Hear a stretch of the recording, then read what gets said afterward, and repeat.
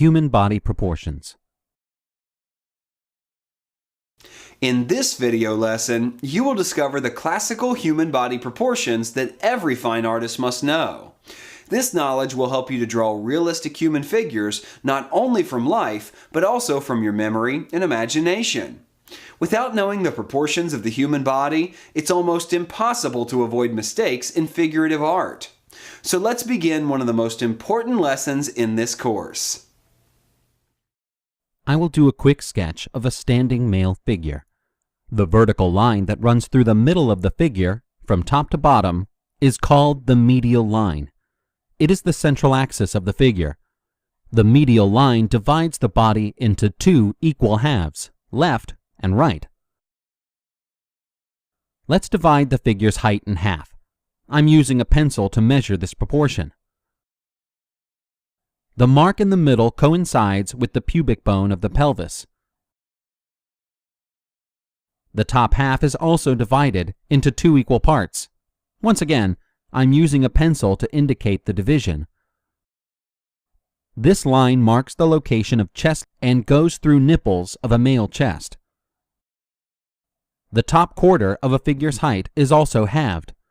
The smallest division is 1/8 of the body. This is the size of a head. As you can see, it would fit 8 times in the total figure height. Not every adult person has 1:8 head-to-body ratio. On average, this ratio is between 1:6.5 and 1:8. Infants and children have relatively bigger heads, and as they grow, the body becomes considerably taller, while the head doesn't grow as much. At the base of the neck there is a notch, which is called the suprasternal notch. It is located just above the breastbone. The Latin name suprasternal comes from two words, supra, above, and sternum, breastbone. This notch is a good indicator of where the line of the collarbone should lie.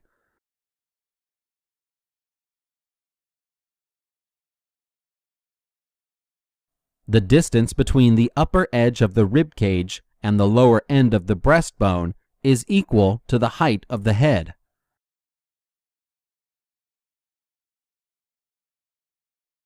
The upper arm bone is called the humerus. It runs from the shoulder to the elbow. The lower end of the humerus coincides with a line that is 3 times the height of the head from the top of a human figure when the arm is hanging down.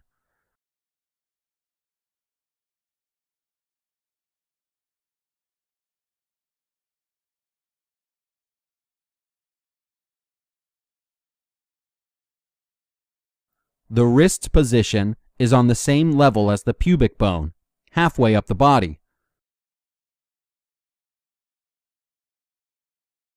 Throughout the history of art, human body proportions have not always been measured by heads. Some canons were based on the length of one's feet, thus creating the imperial measurement system. Hands, arms, fingers were also used as a measuring units. The word canon, or set of proportions, comes from Latin and means measuring line. Canons have changed throughout history, according to artistic needs, taste, and sense of beauty.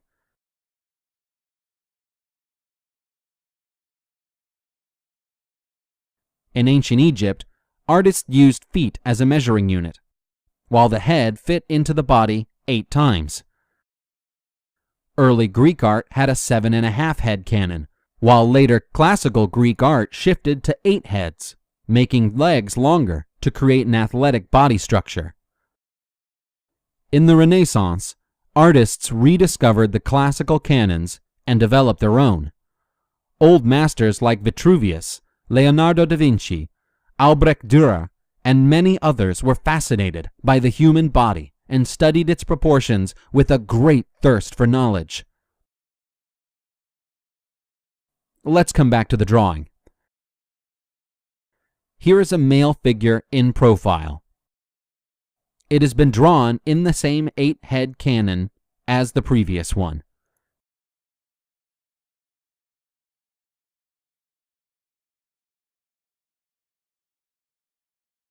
In side view, the height of the head is the same as its depth, so it could be inscribed in a square. The waist has the same depth, as does the pelvic region.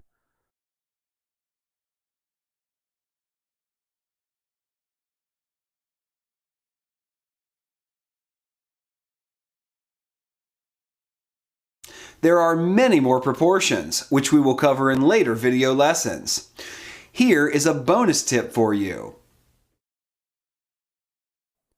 If you are going to the Life Drawing Studio tomorrow and find that you've forgotten most of the information you've learned today, keep in mind the following rules.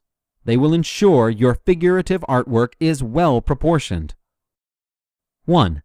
The anatomical center of the body is the pubic bone. 2. The distance from the toes to the top of the kneecap is equal to the distance from the top of the kneecap to the iliac crest. And this is the same distance between the pubic bone and the top of the breastbone.